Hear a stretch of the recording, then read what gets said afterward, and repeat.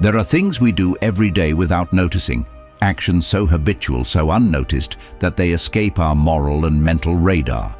Yet some of these acts, though legal in the eyes of the world, are illegal in the law of the soul. They steal from us quietly, shaping our character in ways we barely perceive. The first illegal act is allowing your emotions to dictate your actions without reason. We yell when we should reflect. We act impulsively when we should pause. Epictetus warned, "It's not what happens to you, but how you react to it that matters." Every time we let anger, jealousy, or fear guide our decisions, we break a law older than any government statute, the law of self-mastery. By yielding to destructive impulses, we violate the sovereignty of our own mind. We become fugitives from the discipline that could transform our lives. Notice how both crimes are invisible, yet devastating. One steals our future by squandering our present. The other corrupts our character by surrendering to fleeting desires. The world may never call us to account, but the universe keeps meticulous records. The Stoics teach us that life punishes, silently and surely, those who commit these acts daily. But it also rewards those who resist, who reclaim their attention, who govern their minds with reason. When we recognize these hidden transgressions, a remarkable power awakens. We begin to see that life itself bends toward those who honor it. By guarding our focus and controlling our impulses, we step out of the shadows of mediocrity and into the light of inner authority. Strength becomes not just a word, but a living reality. Our presence, our calm, our purpose, all deepen in ways that the distracted and reactive will never comprehend. So we ask ourselves, what are we willing to steal from our own potential today? And what laws of our inner world will we finally honor, even when no one is watching? Master these, and we are untouchable. Fail them, and we remain prisoners to forces we falsely believed were harmless. The second invisible crime we commit every day is failing to set boundaries around our attention and energy. It is subtle, almost imperceptible, yet it is as destructive as fire creeping through a dry forest. Every time we allow the demands, opinions, or negativity of others to infiltrate our mind without question, we surrender a piece of ourselves. Marcus Aurelius reminds us, "Choose not to be harmed, and you won't feel harmed. Don't feel harmed, and you haven't been." By failing to enforce these inner boundaries, we permit ourselves to be pulled into conflicts, distractions, and emotional chaos that erode our self-mastery. Consider the people who drain us with constant complaints, manipulations, or superficial chatter. When we respond without discernment, we commit a quiet theft of our focus and peace. The law we break is simple.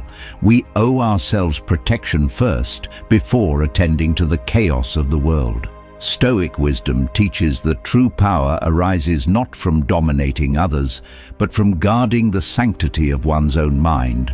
Every intrusion we allow diminishes our capacity to act deliberately, to build resilience, to become the person capable of enduring hardship and achieving greatness. Boundaries are not cruelty. They are respect. Respect for the mind, the soul, and the finite nature of our time. Epictetus instructed, "Wealth consists not in having great possessions, but in having few wants." By failing to shield ourselves from mental pollution, we allow our energies to be wasted on that which does not serve our higher purpose. We forget that every unguarded moment is a chance lost, a fragment of our life that will never return. When we learn to say no silently, to retreat from distractions without apology, to prioritize our inner fortitude above external validation, something extraordinary happens. The world begins to notice our presence, not because we demand attention, but because our focus and composure radiate strength. People are drawn not to our words, but to the calm certainty that we will not be shaken by their noise. This is invisible authority, a magnetism forged in the shadows of self-discipline. In effect, every time we enforce these boundaries, we are quietly reclaiming what is rightfully ours: clarity, energy, and peace of mind. Every intrusion we reject is a victory over the subtle chaos that would otherwise consume us. And as we do this consistently, we begin to see the deeper pattern. Life itself respects those who respect themselves. The universe yields to the strength that is disciplined, deliberate, and unshakable. The third quiet violation we commit daily is neglecting the power of our own habits. We move through life as though time is infinite, believing tomorrow will correct the errors of today, or that effort can be postponed without consequence. Seneca warned us, "It is not that we have a short time to live, but that we waste much of it." Every missed opportunity to practice discipline, every indulgence in comfort at the expense of growth, is a subtle crime against ourselves. These habitual failures accumulate like unseen debts, eroding our potential and chaining us to mediocrity. Our minds are not passive, they are gardens. What we nurture grows, and what we ignore takes root in darkness. When we fail to cultivate virtues, patience, courage, self-control, we allow weeds of distraction, anxiety, and fleeting pleasures to dominate our inner landscape. Each moment spent reacting impulsively or surrendering to comfort is a betrayal of the future self, who deserves clarity, strength, and mastery. Epictetus reminded us, "No man is free who is not master of himself." By neglecting our habits, we imprison ourselves in cycles of dependence on external circumstances and the whims of others. The power of habit is invisible yet unstoppable. Small, consistent actions, rising early, facing discomfort without complaint, choosing thoughtfulness over reaction, compound over time into a force that shapes reality itself. The Stoics teach that mastery over the self is the foundation of all success. Without it, we are leaves blown by the winds of chance. Ignoring this is a subtle theft, stealing from the person we could become by indulging the person we are now. True strength emerges not in grand gestures but in the relentless accumulation of disciplined acts. When we deliberately train our responses, when we turn discomfort into growth, and when we forge consistency into an art form, we begin to radiate a presence that commands respect, not through arrogance, but through quiet, unshakable competence. People may not notice the hours of struggle, but they feel the aura of self-mastery. Thus, every habitual indulgence we resist, every moment we act in alignment with virtue instead of impulse, becomes a silent victory. Over time, these victories form the architecture of character, the invisible scaffolding upon which greatness is built. And in this, we discover the paradox of Stoic power. The world may never see the battles we fight within, but it bends in response to the quiet strength that cannot be shaken. We must remember that time is the currency of life, and habits are the investments that determine our return. To ignore them is to squander wealth we will never regain. To embrace them is to become architects of destiny, sculptors of our own resilience, and warriors in the silent battle against mediocrity. The Stoic path is not easy. It is a road of constant vigilance, discomfort, and deliberate action. But it is the only path that leads to genuine freedom and profound influence. So let us act now and every day to cultivate habits that elevate rather than diminish, to fortify the mind against weakness, and to honor the potential within us. By doing so, we transform the invisible crime of neglect into the visible power of mastery, and we step closer to the life the Stoics envisioned, a life of virtue, strength, and unwavering self-control. The fourth subtle error we commit daily is allowing our emotions to dictate our actions. We live in a world designed to provoke, distract, and destabilize us, yet most surrender without thought. Anger flares at a careless word. Envy rises at another's success. Fear tightens its grip at the prospect of uncertainty. Marcus Aurelius warned us, "You have power over your mind, not outside events. Realize this, and you will find strength. When we let external chaos govern our inner state, we are not merely reacting, we are enslaved.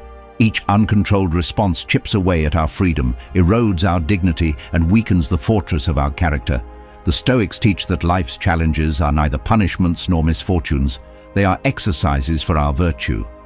Pain, insult, and setback are not obstacles to happiness. They are the instruments by which we forge resilience.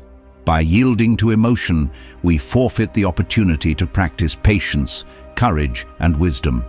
Our mind becomes a battlefield where fleeting feelings dictate strategy, leaving reason sidelined and true power dormant. Epictetus reminds us, it's not what happens to you, but how you react to it that matters.